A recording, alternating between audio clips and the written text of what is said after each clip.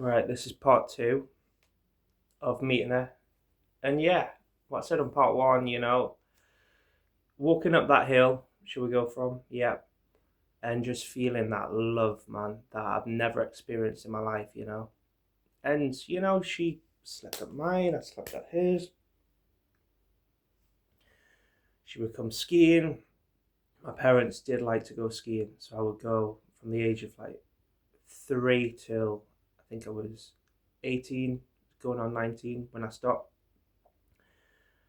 So a lot of people looking in to the dynamic with my parents would think he's a privileged guy. He comes from a really good family. They've got a really, really nice house. That he's taken away so much. But what a lot of people didn't see was the passive aggressiveness that happens between um, those two and myself, especially at the age of like 15. When it was just obvious that the schooling system and college, when I was 16, going on, 17, 18, it just did not work for me because of how my brain is wired. And I was stuck. Passive aggressive people, just not knowing what to do, trying this job, failing. Why? Because I'm too slow and not listening. You know, it's to do with the mental wiring going on in here, not just laziness, how stepdad would call it time and time again.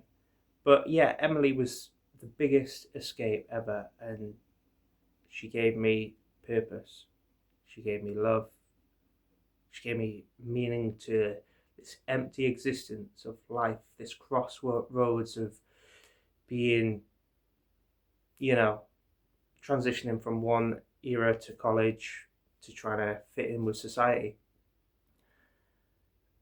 And yeah, me and her had some fantastic years together. But I noticed as time went on with Emily, I was still consuming a lot of porn on the internet. And porn, as everyone knows, makes you think that the grass is greener. You're starting on this video, and then you've got fucking 5 more videos before you climax. And that was in the background throughout this whole relationship. Huge, huge porn addiction. From feeling empty because I didn't have any friends, didn't have a supportive family, would escape with porn. Cycle would repeat. And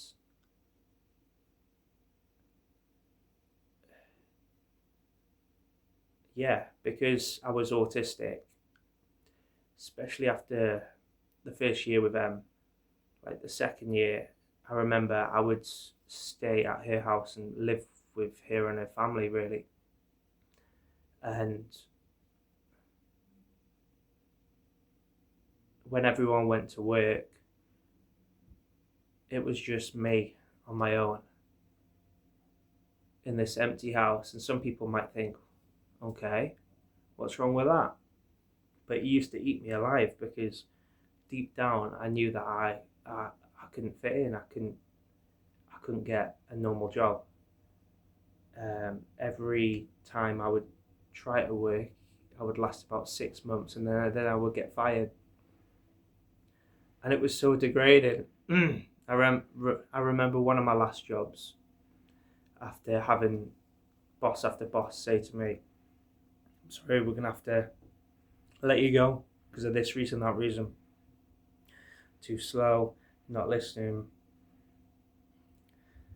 One of my last jobs was working at the co-op in Corbridge, and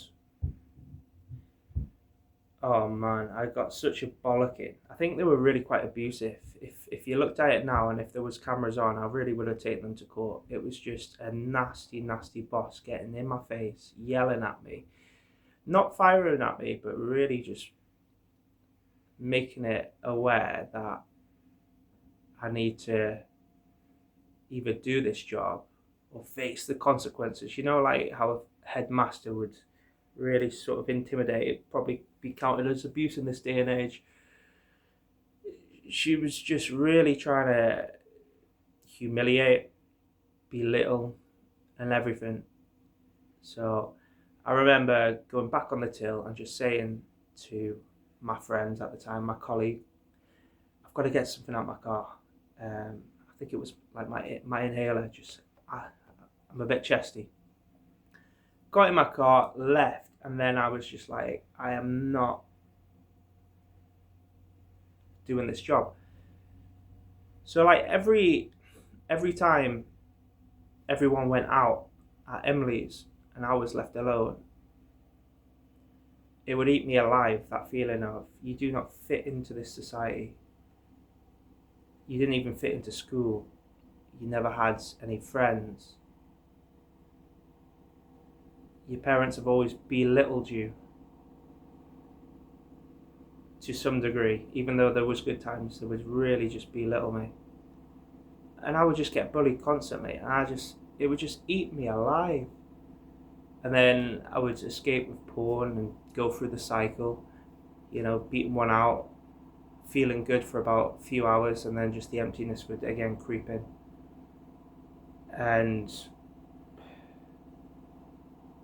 I remember that cycle, even though I was really happy and content with that cycle, came to an end.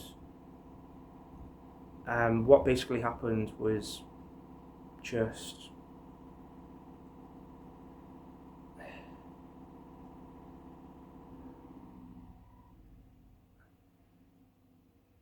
try to think. Yeah, there was a party once, because she would have parties at the house, and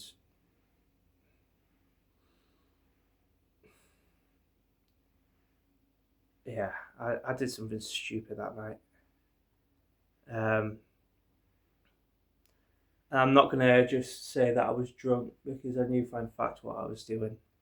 Obviously, the porn addiction had hijacked my mind, and you're always like looking for the grass is greener. And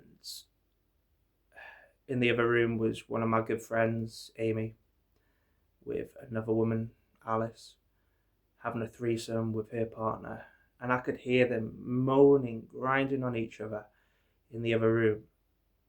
And Emily was asleep. Well, I think she was half asleep, shall we say. And I was just so fucking horny. And I just got out of my bed and I just listened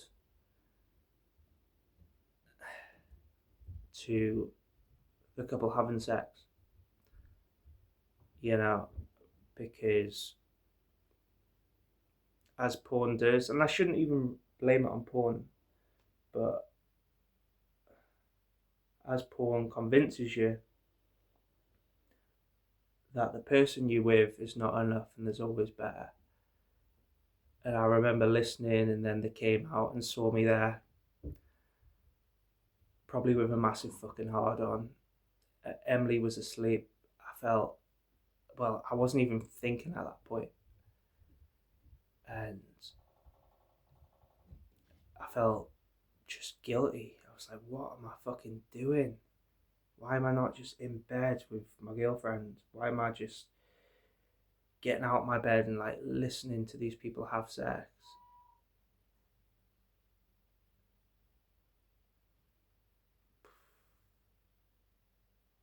We all fuck up, and that's how I fucked up. It was obvious that they said something to Emily. At that time, I'd left the country. I'd gone to Fuerteventura in Spain because I was fat, I was depressed. I had this pushy family, like fit into society over here. Emily here, her parents buying in all types of crap. I was getting depressed. I was just lost. I did a stupid thing. I got out of bed and listened to people have fucking sex, which backfired on me. She was young, I was young. And when I was out there in Fuerteventura, I'm going to make another one.